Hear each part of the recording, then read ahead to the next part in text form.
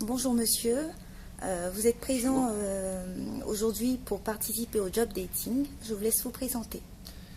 Oui, très bien. Donc Yves Marchal, responsable RTE du groupement de postes de Garchizy-Tonnerre, donc Garchizy pour la Nièvre et Tonnerre pour Lyon. Donc je couvre les deux départements. Je fais partie de l'équipe de direction qui se trouve à Troyes pour toute la région, le quart nord-est de cette région administrative. Le secteur géographique est rattaché à Nancy. RTE, en quelques mots, 8500 collaborateurs répartis sur l'ensemble de l'Hexagone. Notre secteur d'activité, transport de l'énergie électrique, haute et très haute tension. Le domaine de tension du 63 000 volts au 400 000 volts. Donc nos principaux clients sont EDF et la production, qu'elle soit nucléaire, hydraulique ou d'autres ordres. Donc pourquoi je participe au job dating? Nous avons été contactés, ma collègue qui s'occupe des RH à Troyes m'a demandé si je pouvais participer et après en avoir parlé avec mon responsable régional.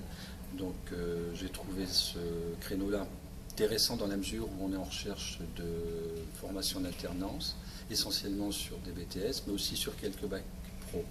Sur notre secteur qui couvre la Meuse, l'Aube, la Haute-Marne, la Nièvre et Lyon, on a environ 6 besoins pour cette année, pour le secteur, pour les 2 années qui viennent, sachant que uniquement pour ce petit découpage, ça fait environ 150 collaborateurs. Okay. Alors j'étais un peu surpris parce que bon, même si je savais ce qu'était le job dating, j'avais amené du matériel qui ne correspondait pas à ce qu'on allait faire. Et j'ai été agréablement surpris parce que je rencontre des gens qui sont intéressants et je pense que je vais pouvoir faire une première sélection, pas un recrutement directement, mais une première sélection et peut-être rencontrer dans un deuxième temps quelques candidats, 3 ou 4, que j'ai pu détecter dans nos entretiens. Et j'espère que dans tous les cas, une ou deux de ces personnes pourront trouver un apprentissage chez nous. Le côté organisation de la journée m'a semblé écoutez, plutôt bien, avec des gens très ouverts et une structure que je ne connaissais pas, n'étant pas de la région moi-même. Et je suis plutôt satisfait de ce qu'on a pu voir et faire aujourd'hui.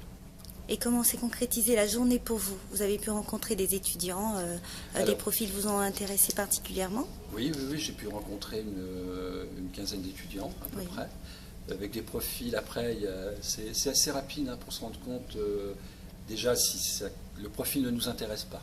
Voilà, il y a un premier contact qui se fait où on sent tout de suite si le profil n'est pas dans ce qu'on recherche, parce qu'il y a derrière le profil, il y a une équipe. Il faut que cette personne-là puisse s'intégrer aussi à l'organisation actuelle et qu'elle puisse en tirer profit, parce que le but c'est qu'à l'issue de ces 2 années, la personne puisse avoir son examen. Le but, c'est pas d'avoir quelqu'un qu'on ne conduira pas à avoir son diplôme. C'est tout l'intérêt de cette formation.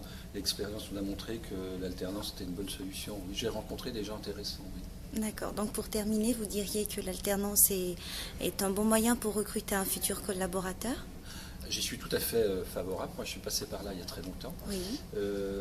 Même si je considère aujourd'hui que dans une équipe, il faut des gens qui ont été formés par un cursus classique, il faut également des alternances. C'est quelque chose qu'on n'avait pas l'habitude de développer il y a une dizaine d'années au sein de l'entreprise, du groupe RTE. Aujourd'hui, c'est rentré dans la culture d'entreprise. On arrive à former au moins 50% des gens qu'on recrute grâce à l'alternance. D'accord. Je vous remercie, monsieur, d'avoir participé à cette interview. Mais moi aussi, merci.